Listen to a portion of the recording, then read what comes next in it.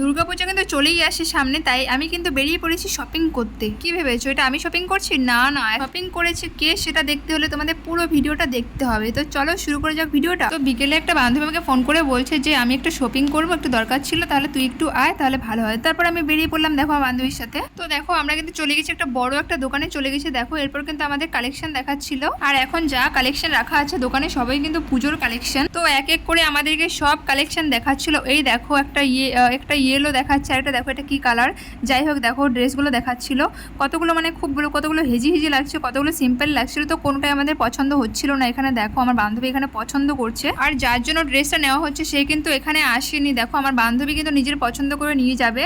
তো দেখো এখানে এরপরেও পছন্দ হচ্ছিল না। দেখো দোকানের জিনিস একদম ভর্তি ভর্তি ছিল, এখানে পছন্দ হয়নি। এরপর কিন্তু আমরা এখান থেকে বেরিয়ে যাচ্ছি। বেরিয়ে গিয়ে কিন্তু আমরা অন্য দোকানে একটু ট্রাই করবো। আর সত্যি কথা বলতে মেয়েদের জামা কাপড় পছন্দ করা না খুব ডিফিকাল্ট একটা কাজ, মানে খুব সহজে পছন্দ হতে চায় না। তো আমার যদি পছন্দ হয় তাহলে অপরজনের সেটা পছন্দ নাও হতে পারে। তো আজকের ঘটনাটা ঠিক এরকমই হয়েছে। আর আজকে এত গরম ছিল কি বলবো, ভীষণই গরম ছিল। এই গরমের মধ্যেও কিন্তু আমরা বেরিয়েছি।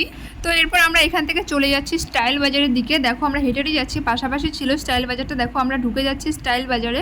আর সত্যি কথা বলতে স্টাইল বাজারে কোনো জিনিসই আমার পছন্দ হয় না। যতবার আমি গেছি ওখান থেকে খালি হাতেই ফিরে এসেছি। তো যাই হোক, এবার কেন জানি না ওখানে গিয়ে আমার একটা প্যান্ট ভীষণ পছন্দ হয়ে গেছিলো, কিন্তু সেই প্যান্টটা আমি কিনতে পারিনি, কেননা ওটা আমার সাইজে ছিল না, এটা বড় সাইজ ছিল, তার জন্য আমি সেটা কিন্তু আনতে পারিনি। তো দেখো সেটা আমি রেখে দিচ্ছি।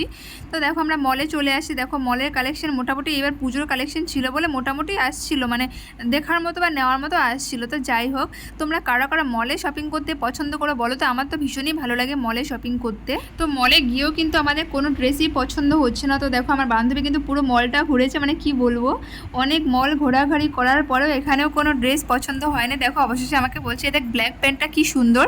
আর একটা জামা পছন্দ করতে গিয়ে যদি 2 ঘন্টা লেগে যায় আমার ভীষণই বিরক্ত লাগে। দেখো এরপর কিন্তু আমরা এখান থেকে বেরিয়ে যাবো। আমার ভীষণই বিরক্ত লাগছিল, কেননা এখানেও কোনো জামা পাওয়া যাচ্ছিল না। এই দেখো আমার মনটা ভীষণই এখানে খারাপ লাগছিল যে একটা ড্রেসও এখান থেকেও পাওয়া গেল না। তো দেখো আমার বান্ধবী এখানেও কিন্তু ড্রেস খুঁজে যাচ্ছে, কিন্তু কোনো ড্রেস পাচ্ছে না। অবশেষে আমরা মল থেকেও বেরিয়ে যাচ্ছে। দেখো আমরা মল থেকে বেরিয়ে গেছি, এখন একটা জামা খুঁজতে খুঁজতে পুরো হাঁপিয়ে যাচ্ছে, কিন্তু কোনো জামা পাচ্ছি না। অবশেষে আমরা চলে আসি আরেকটা দোকানে। তো দেখো বসা দোকানে চলে আসি, ওখানে এসে একটু ক্যামেরা করে নিচ্ছিলাম। আমাকে দেখো এখানে অনেক টাইম, মানে কি বলবো, এখানে প্রায় 1.5 ঘন্টা লেগে গেছে এখানে দাঁড়িয়ে দাঁড়িয়ে ড্রেস দেখতে দেখতে। এই আঙ্কেলটা এত ড্রেস আমাদের দেখিয়েছে, তো এরপরেও মানে এটা না ওটা, এটা না ওটা দেখিয়ে যাচ্ছিলো। তবে মলের থেকে এখানে কালেকশনগুলো অনেকটাই ভালো মনে হচ্ছিলো আমাদের। তো দেখো এখানে একের পর এক দেখিয়ে যাচ্ছে, দেখো একটা দেখাচ্ছে। তো এখানে আমি একটু ভিডিও করছিলাম, কি করব, ভীষণই খারাপ লাগছিল। তো আমি ক্যামেরা করে একটু টাইম পাস করে নিচ্ছিলাম। এই দেখো, আর গরমের মধ্যে কার ভালো লাগে বলো এতক্ষণ দাঁড়িয়ে থাকতে। এরপরেও কিন্তু এখানে একটানা দাঁড়িয়েছিলাম 1.5 ঘন্টা।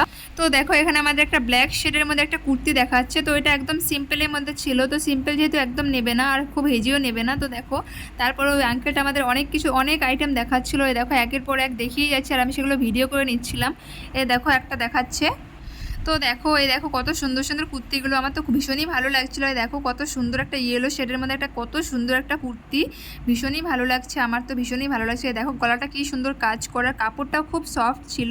তো সেগুলো খুব ভালোভাবে দেখে নিচ্ছিল। আর আমার দাঁড়িয়ে থেকে থেকে না ভীষণই অস্বস্তি বোধ করছিলাম। দেখো আমার ভীষণই বিরক্ত লাগছিল এখানটা, কেননা গরমের মধ্যে না সব কিছু বিরক্তই লাগে। তো দেখো একটু আমি বসার জায়গা পেয়েছিলাম, অনেকক্ষণ 1.5 ঘন্টা দাঁড়ানোর পর একটু বসার জায়গা পেয়েছি। তো সেখানেও আরেকজন মহিলা এসে বলছে আমার বাচ্চা আছে, তো তুমি একটু উঠে যাও, আমি এখানে বসবো। তো দেখো এরপর মানে 1 মিনিটও বসতে পারিনি টুলের মধ্যে। তারপর আরেকটা মহিলা এসে বসলো।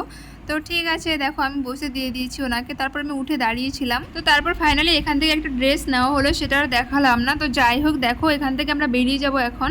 তো দেখো তারপর আমরা চলে গেছিলাম একটা মিও মোড়ে। তো মিও মোড়ে যাচ্ছি কেননা একটা কেক কিনতে যাচ্ছি। তো কেকটা অ্যাকচুয়ালি আমার বান্ধবীর বরের বার্থডে ছিল, তার জন্য গেছিলাম আর কি। ও আমাকে বলছে চল যাই একটা কেক নিয়ে যাব।